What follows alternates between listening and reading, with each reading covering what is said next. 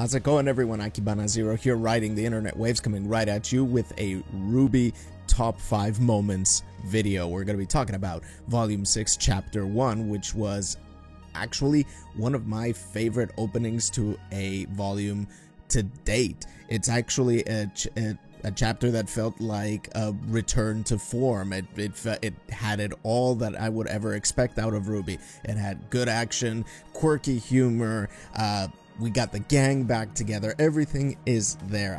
It felt like older volumes of RWBY with the new coat of paint of the Maya engine. It was great. I had a lot of fun. It was a really fun chapter, and it does a lot to set up for the future chapters that are to come, and they have me really excited. There's a lot more detail if you look at like the vistas, the train station, the crowd, the new flying Grim that we saw. It all seems like a lot more detailed and a lot more nicely animated compared to the other Maya volumes, Volume 4 and 5. The storytelling is also quite engaging as well. They did a little bit of a back and forth with the timeline, which was really interesting. We also had this nice moment where Crow was doing a little voiceover explanation of the official explanation of what happened in Mistral. And of course, we had the moments where Ozpin is still hiding secrets from the girls, and that is not good at all. And we also got to get a glimpse of the opening, and the opening does hide a few more clues on what to expect from this volume, especially the cloaked figure that we see walking through a crowd with Torchwick's hat just blowing by him or her, and it makes me wonder, is that Neo? At some point we see the same figure swinging a sword, and that kind of is reminiscent of Cinder. So that could also be Cinder. Who knows? I hope to my dismay that she is not actually returning.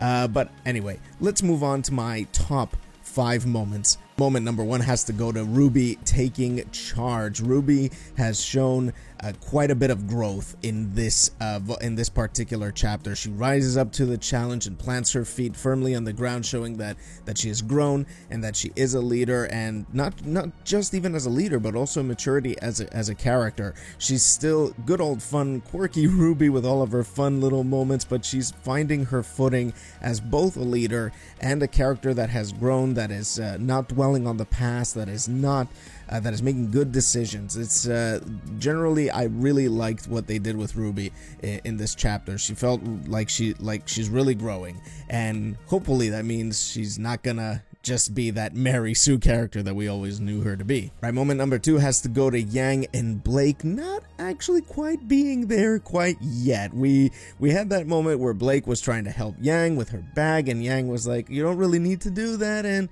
you know, take it easy a little bit, sister. We got a little bit of trust building to do here, and it seems that she's not the only one who feels that way, but the rest of the team as well. But still, they're happy to all be together. But of course, that means that Blake has to start building that trust all over again. So yeah, that might mean #hope for Bumblebee. Right, moment number 3 has to go to Goggles Oba-chan making her debut. She's the elderly character that we saw in the trailers, which everybody has been theorizing that could be the Winter Maiden. But she's finally shown herself. She just completely brushes off an entire train wreck, and she seems like she's like a lot of fun. She's got her goggles, she's got that cane with a little skull on it, which is really fun. I'm totally digging the design. I'm totally digging the attitude. She's cute. She seems fun. So yeah, you could say she's quite spectacular.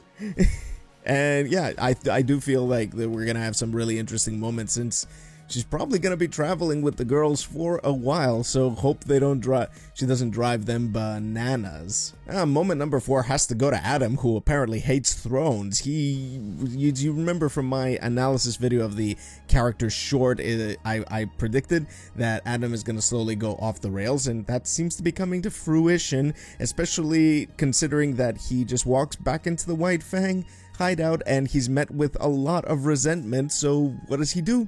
just brings out his sword and just cuts out everybody and leaves bodies and blood everywhere. And then he's reminded of the Belladonna girl, which she pisses him off even further to make him cut his throne in half, which was actually pretty funny to me as well. Like, it's like, what you wanted the throne and then now you're cutting it up.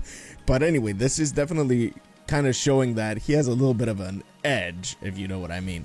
Yeah, this is definitely going to be a major plot point coming forward. Finally, moment number 5 has to go to the twin scythe spinning into action. Oh my god, this particular action scene really had me going. It's amazing, and I can't get enough of watching it as well. It's Drunkle and Nice Knee spinning together in tandem, slicing up a giant sphinx like grim.